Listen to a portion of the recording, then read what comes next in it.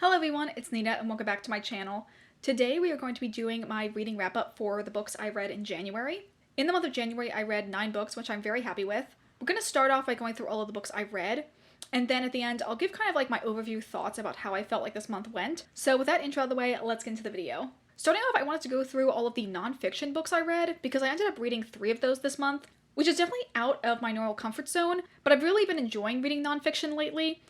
I also feel like it's the perfect time of year to be reading a lot of like nonfiction, self-helpy type books with all of like New Year's resolutions and stuff like that. The first book I read was actually a holdover from December, and that was The Good Life by Bob Waldinger and Mark Schultz. This book is kind of a nonfiction slash self-help book that focuses on the results of the Harvard study of adult development and basically is talking about what is needed to create a good life. It becomes pretty apparent early on that the secret to having a good life is to have strong social connections with the people around you, your friends, your family, your coworkers. So the majority of the second half of the book is more self-help in terms of like figuring out ways that you can foster and strengthen those connections. I really like this book, and the beginning really made me think and like actively assess the relationships I had in my life, which I think the book really wants you to do, so it was very effective in that way. This book is a little less data focused than you might expect going into it, and focuses much more about like the qualitative experiences of some of the members of the study, instead of going into like a bunch of statistics. I think that can be like a good or bad thing depending on what you were going into this book for. I feel like it has a lot more focus on like the application of the findings and providing the reader with techniques they can use to help improve their own relationships. I highly recommend this book. I gave it 4.5 out of 5 stars. It's not a perfect 5 stars because I do think there were a couple things that were a little bit repetitive for me. I also feel like I should mention for like full clarity that I do have kind of like a personal connection with this book, but I do objectively like this book and think it's good just as a piece of work. The next nonfiction book I read was The Year of Less by Kate Flanders. This is a nonfiction slash self-help slash memoir kind of hybrid book that focuses on the author's single year when she went on a strict no-buy to break her shopping addiction. I feel like this is more so a memoir versus a nonfiction with additional research. I think because I wasn't super familiar with the author beforehand, I didn't connect to it as deeply as someone that maybe had been following her blog for a long time. This book does focus a lot on the author's experience with other forms of addiction and how that relates in many similar ways to having a shopping addiction. There were some elements when she was going through her stories that made me think like, how is this going to be relevant? But then it would always get wrapped around by the end of the chapter to the topic of the no-buy year in some very interesting ways. Overall, I decided to give this a 3.5 stars. I did enjoy it, but at the same time, I feel like the more like self-help information about the no-buy year is not so much more detailed that you couldn't just find it through a YouTube video. I've watched a couple different YouTubers do no-buy year content, and I feel like I definitely connected with their experiences just as much as I did with this book, if not a little bit more. So I don't know, I think it was interesting. If you have absolutely no like experience with like no-buy content, this might be a good first place to start. But it definitely isn't like the end-all be-all book that you should read in terms of learning about no-buys. Okay, the last nonfiction book I read was The Little Book of Hygge by, I'm probably going to butcher this name because I don't speak Danish, but it's by Mek Wicking. This is another like casual nonfiction talking about hygge, what it is, what are some of the things that are essential to it, and also how universal some of the elements are, but also what elements are really grounded in Danish culture. Overall, I really like this book. I actually checked this out from the library at the same time I checked out The Good Life. And I feel like they basically had the same message.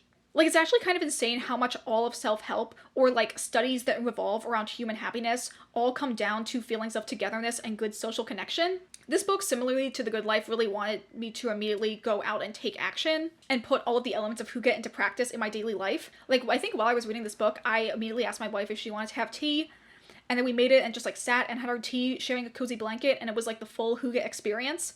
I overall really like this book and ended up giving it 4 stars. One thing that's a little discouraging about this book is it really made me want a fireplace. Something tells me they're against my building's code to have a portable fireplace. But wherever I live next, the eventual house that we buy, I definitely want to actually use our fireplace. Okay, now that we're done talking about all of the nonfiction, I'm going to go through all the fiction books I read this month. I'm going to start off with the first book I read this year, which was Husky and His White Cat Shizun by Rubal Buchi Rao, or Meat Bun Who Doesn't Eat Meat. This is the 3rd volume in the series. I actually read the very first volume of this book as my very first book in 2023, so I decided to keep it as a new tradition and read another volume of this as my first book of the year. The overarching plot is this is a Danmei series that focuses on our main character Mo Ran, who was a ruthless tyrant in his past life, but after his death he gets reincarnated in this alternate reality in the body of his 15-year-old self. And his main goal is to basically stop all of the negative things that had happened in his previous life from coming true again. His main goal is to protect his first love, who ended up dying in his previous life, and also get revenge on his Shizun, or teacher, who's Chu Wanning, who he sees as this really awful, really cold, selfish person. but in reality, his feelings for Chu Wanning are a lot more complicated than that. In terms of this particular volume, I liked it, but it wasn't my favorite of the series. Chu Wanning is my favorite character, so the fact that he wasn't in this for like a third of the book for plot reasons made me not like it as much. I do think this book was very good and very essential for the character development of Mo-Ran. I feel like we really truly saw him at his worst, and also he was able to experience a lot of like the realizations of how he had misinterpreted past events that led him down the path of destruction that he had in his past life. And I'm very excited to see how his relationship with Chu Wanning will develop now, because eventually he will have to come clean about all of the negative things he did in his past life. Like the previous 2 volumes in the series, I'm going to rate this one 4 stars. The next book I read this month was Infinity Alchemist by Kaysen Callender. This book I got as an e-arc, and I'm so thankful to Tor as well as NetGalley for providing me with an e-arc of this book for review purposes. This book is coming out on February 6th, and it is a YA fantasy that follows our main character Ash, who is trying to reconnect with his estranged father, who is this very famous and revered alchemist. In this world, alchemy is basically magic with another name, and it's very rigorously controlled, so only people that have a license are able to use it. Ash really wants to learn so he can get his license and prove to his dad that he's worthy. So he ends up teaming up with this grad student at the alchemy school he works at named Ramsey to help train him. However, Ramsey is also using Ash to help him find this magical, all-powerful alchemic item called the Book of Source, which is something Ash's dad is also looking for evil purposes. This book was definitely a mixed bag in terms of how engaged I was with it. I feel like this book doesn't really commit to the dark academia elements it was initially sold on wholeheartedly. This is a poly romance between Ash, Ramsey, and another character named Callum. Callum was definitely my favorite character. We love a soft, strong boy forced to hide his true self because of his abusive family. I feel like him and Ash have really enjoyable banter, and I can totally understand why Ash was attracted to him. I also feel like in the way the plot progressed, the addition of Callum really rounded out the story and took it in a direction I wasn't expecting, but was also pleasantly surprised by. Overall, I feel like while there were parts that weren't super engaging, when the scene worked well, it like really worked well for me, and I overall enjoyed my time reading this. I ended up giving it a 3.5 stars. Okay, the next book I read was the audiobook for A Dowry of Blood by S.T. Gibson. This is an epistolary novel that is a letter from Constanza, who is one of the brides of Dracula, and it is written to her husband, who is Dracula. He's never named, but we can kind of use context clues to figure out it's him. This book starts out with her admitting that she has killed him, and the book then chronicles her life, showing when she was turned, how she felt when Dracula took and changed other people to be his brides, and then finally her connection with the other brides and their kind of like found family rebellion against their oppressive maker. As I think I talked about in my 24 books to read in 2024, I added this to that list because this is a book that I see a lot of booktubers that I really like praise as one of like their favorite books of all time. And I liked this, but I wasn't like, oh my god, this book is life-changing, which is the way I see a lot of other people talk about it. I thought the writing was really beautiful at times, and often S.T. Gibson will use like a simile or metaphor to evoke the most like direct, resonant feeling for the scene. I'm forgetting a lot of them, of course, now in the moment, but one of them I definitely remember is Constanza saying that her husband whispered closely in her ear the same way the snake did to Eve. It's just so perfect and such good imagery. I feel like me not liking as much as other people really comes down to the format or like the length of the book, because I wasn't super attached to any of the characters. This is definitely a vibes and writing book over a character book in my opinion. I feel like everyone was playing a role in the story to get to the place we needed to go, instead of the characters feeling like necessarily fully fleshed out people.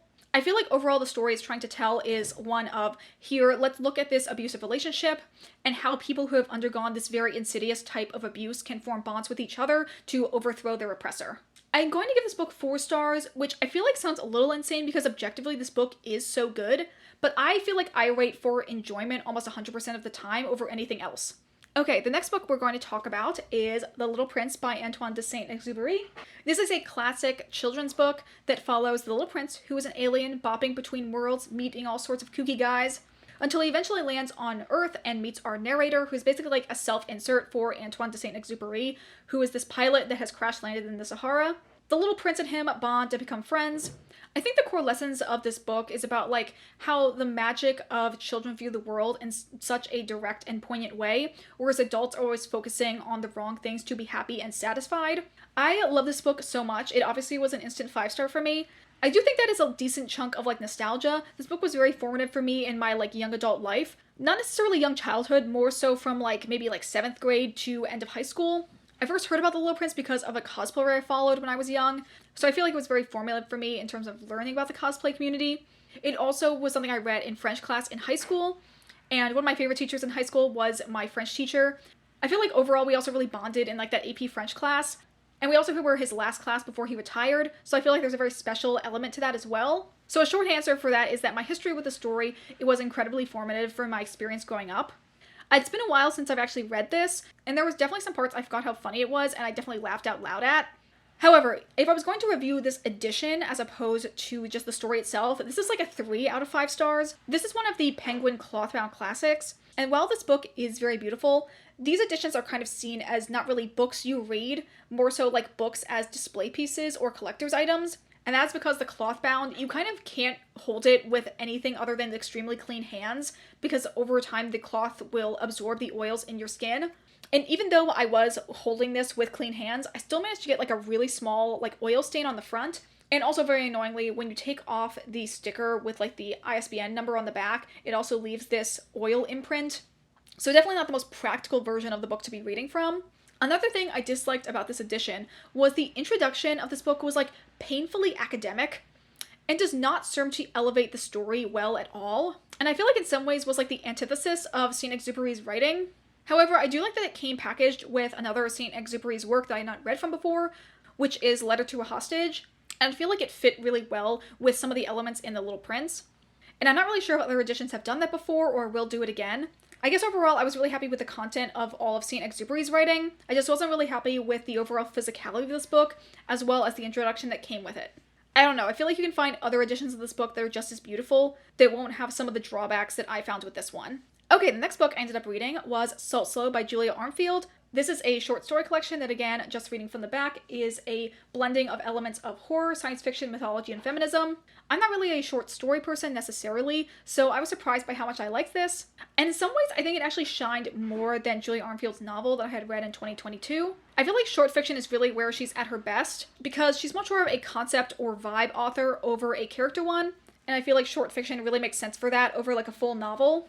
I really enjoyed a lot of the stories in here, some less than others, but overall I had a really good time reading it. And as I was reading this, I was wondering like, oh, I wonder if she has another book coming out. And she actually does have one coming out in June of this year, which I'm very excited to check out once it comes out. I ended up giving this book 4 stars. And the last book I read in January was Mortal Follies by Alexis Hall. This is a fantasy Regency romance that follows our main character, Mayless, who gets inflicted with a curse that seems to want to do her harm in body and in reputation, and she seeks out the help of a rumored witch, who is Lady Georgiana, to help her find out who has cursed her. I was really excited going into this book. I had high hopes that this actually would have become a new favorite. However, there are a lot of things stacked up against me liking this book. This book overall is way too long. Like, the main plot honestly ends at like 55% of the way through, and then there's just so much fluff added on for no reason. This book is also narrated in a very bizarre choice by Puck from A Midsummer Night's Dream, who frequently will interject random other observations into the story, not to mention the fact that he is so annoying. I overall was not a huge fan of the romance in this book either. I thought it was very boring, and kind of a wild idea, but I feel like maybe love interests should spend more time together in order to like develop their romance, because a lot of the book, at least for the first half of it, they're not even in many scenes together. The main positives of this book is that the writing style is pretty nice and pretty funny for the most part, besides Puck's interjections, and all of these side characters are really funny and likable. And I do have half a mind to eventually pick up the second book in this series, since that one is going to focus on Mayless's cousin John, and I did like him and found him interesting. However, if that second book is also narrated by Puck, I cannot do that again, and I will not be reading it in that case. Okay, now that we've talked about all the books I read, I wanted to do kind of like some random reflections I had this last month. Starting off the month, I was really in the mood for reading a lot of shorter books. I think starting off the new year with short books is what I did last year to kind of like jumpstart my reading. It helped made me feel like I was accomplishing something. And then this year in particular, I was really interested in reading some shorter audiobooks, which is how I came to pick up The Year of Less and The Dowry of Blood. I also started off this year with a desire to read nonfiction more. Like I said before, The Good Life was the last book I'd started in 2023 that I carried over into the new year, and I think that made me really want to read more nonfiction. I feel like overall, I pretty much always enjoy nonfiction because I like learning things like a fucking nerd. I also feel like mentally, I was in a place where I was like, I didn't really want a narrative. My brain was kind of just like too cluttered with other things. So I decided to just take a step back from my usual picks and try new things. Something I decided in kind of late December, early January, is I decided that I wanted to go on a no-buy this year for a lot of things, honestly, but books being one of them. I know that last week's video was a bookstore vlog, but that was honestly filmed before the new year, so it's fine. I haven't broken it down yet. I had those books for a month at that point. I feel like overall, I don't really have that much of a compulsion to shop for books. There just aren't a tons of books right now that I'm like clamoring to have in my possession that I can't just get from the library. I also, over the course of this month, ended up reading 4 of the books on my 24 books to read in 2024, which obviously I'm very happy about. That's like double the amount I need to have to complete all the books by the end of the year. And I think for the most part, the books I read were successes. So very happy with that and very excited to make more progress on this list throughout the rest of the year. So that is going to be it for this video. If you guys enjoyed this video, consider liking it, commenting, or subscribing if you aren't already. I'd love to know down below in the comments some of the books you started off the year by reading, and maybe also some of your overall goals for reading in 2024. But that is going to be it from me today. Thank you guys, as always, so much for watching. I hope you all have a wonderful day, and I will see you all in the next video. Bye!